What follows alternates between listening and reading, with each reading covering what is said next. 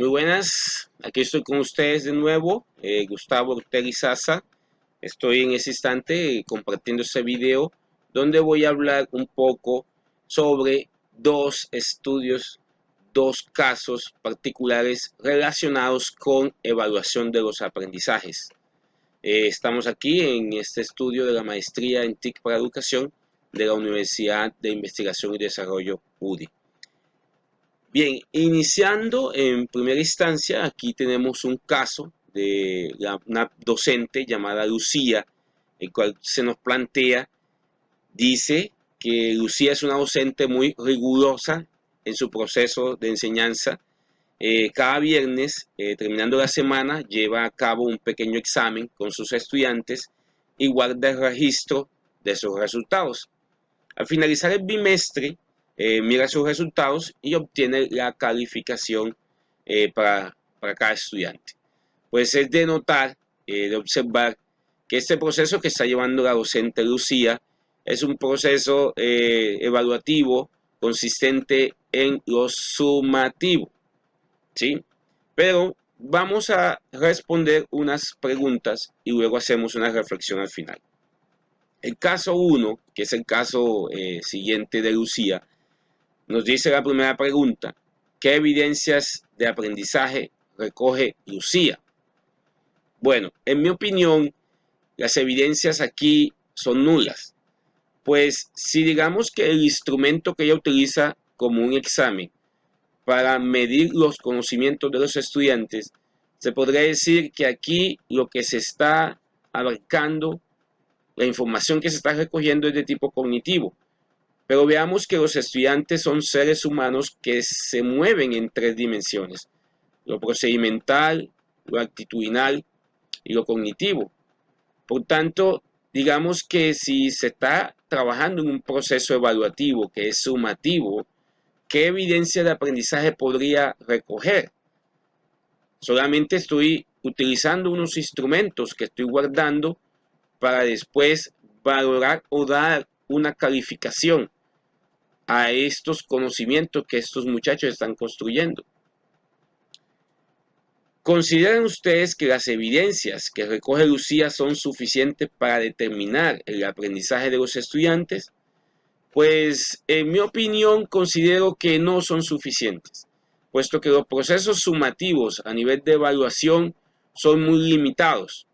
Son procesos cuantitativos que solamente permiten adquirir unos datos que numéricamente me expresan un estado de medición de los posibles conocimientos que construyeron estos estudiantes. Pero recordemos que existen factores internos y externos que a veces falsean o alteran los datos cuantitativos. Por consiguiente, considero que no es suficiente las evidencias que se pueden recoger cuando se trabaja en un proceso de evaluación sumativa, como es el caso de la docente Lucía. Siguiente pregunta: ¿qué le sugerirían a Lucía para mejorar su práctica evaluativa? Primero que todo, el proceso de desaprender para aprender. Hay que tener en cuenta que existen diferentes tipos de evaluación. No podemos en un proceso de enseñanza y aprendizaje, más que todo de aprendizaje, encauzar nuestros intereses solamente a un solo modelo evaluativo. Por tanto, yo sugiero que la docente Lucía, como se está planteando en este caso, cambie de estrategia para evaluar, porque el ser humano en sus conductas se mueve de forma holística, de forma integral. Por tanto, se debería dar una valoración a sus dimensiones. Si estamos hablando de los aspectos cognitivos, tenemos que tener en cuenta lo actitudinal y procedimental de cada estudiante. Es decir, que ella debe cambiar ese modelo evaluativo que maneja unitario, único, y enfocarse en otros que sean de mayor progresión, avance, secuenciación, ¿sí? Que sean ascendentes, que sean en espiral en el proceso de aprendizaje de los estudiantes. Bien, vamos a analizar un segundo caso, que es el del docente Mario, el caso número 2. Tenemos aquí un docente, vamos a leer, nos plantea un caso. Mario usa múltiples fuentes de información para evaluar el aprendizaje de sus estudiantes.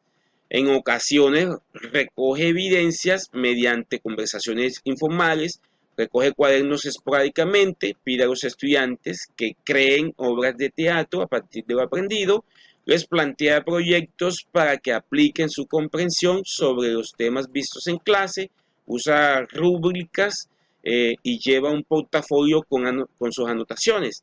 Estas evaluaciones les ayudan a saber qué tipo de actividades de refuerzo deben enviar a sus estudiantes, considerando que los planes de aula ya están escritos para todo el año escolar y es importante que los estudiantes se pongan al día.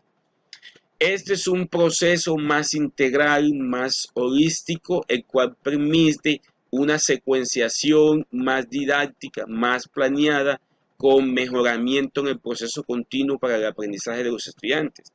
Estaríamos hablando de un proceso de evaluación formativa, que en sí es más importante que el sumativo. Aun cuando estos procesos de evaluación uno ayuda con el otro, este proceso es más, es de mejor aplicación, da mejores resultados. Vamos a responder las preguntas que nos plantean para este caso. Veamos, ¿qué fortaleza demuestra Mario en sus prácticas evaluativas? Bien, una de las principales fortalezas es que se ve el interés del docente en su proceso de evaluación, más que todo tipo formativo.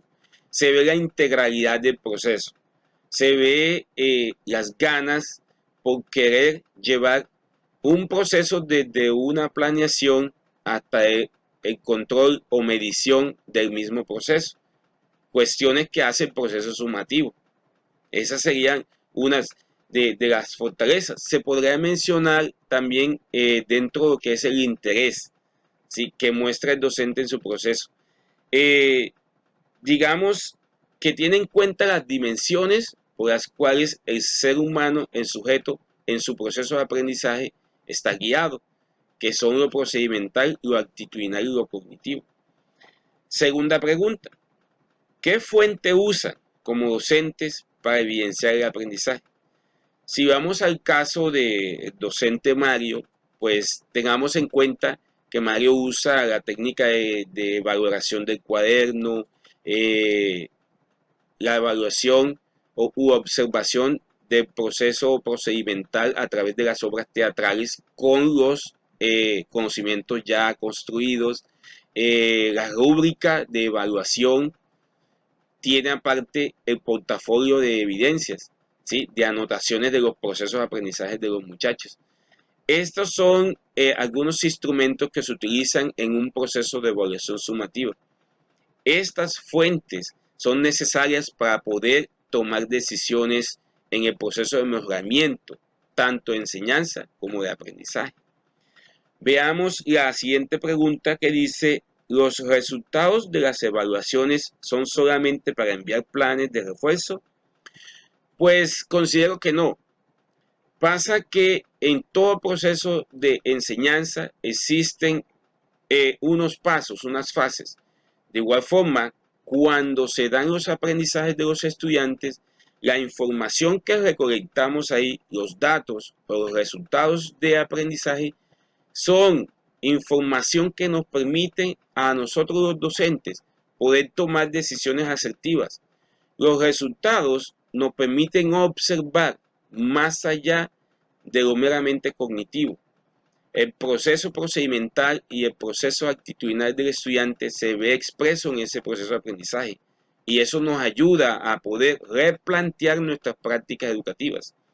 Kurt Lewin, un autor que maneja, fue fundador de la investigación, acción, participación, dice que este proceso de investigación participante consiste en que nos ayuda a reflexionar sobre la replaneación, la reformulación y la reflexión.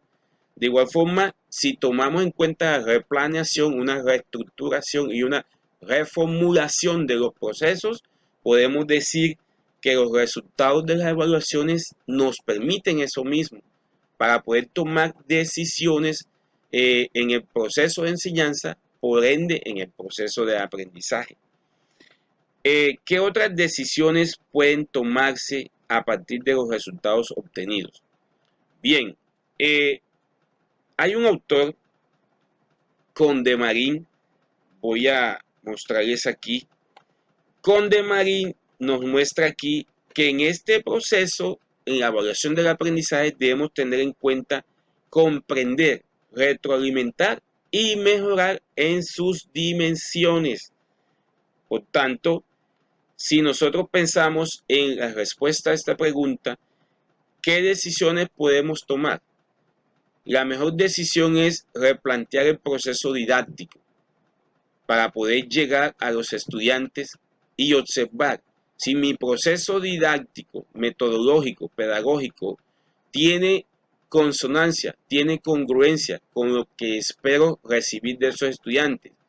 Al replantear el proceso de planeación, organización, ejecución y control de los aprendizajes de los estudiantes, es porque estoy teniendo en cuenta los estilos, ritmos, necesidades e intereses de aprendizaje. Por tanto, esto me va a permitir a mí una mejoramiento en el proceso de enseñanza. Replantear todo el proceso didáctico dentro de una planeación, por ende, al final voy a obtener mejores resultados. ¿Cómo hago todo este proceso? Teniendo en cuenta las dimensiones de los estudiantes, teniendo en cuenta que lo sumativo no es lo que me va a permitir hacer una valoración cualitativa, integral u holística de los aprendizajes, pero sí hacerlo desde lo formativo, porque es secuencial, es en espiral, es de 0 a 10, es mejorar en progreso, es mejorar para obtener mejores resultados y que estos estudiantes más adelante puedan desenvolverse en una sociedad que verdaderamente los necesita. Gracias de nuevo con ustedes. Mi nombre es Gustavo Ortega Izaza y nos estamos viendo en una siguiente oportunidad. Hasta pronto.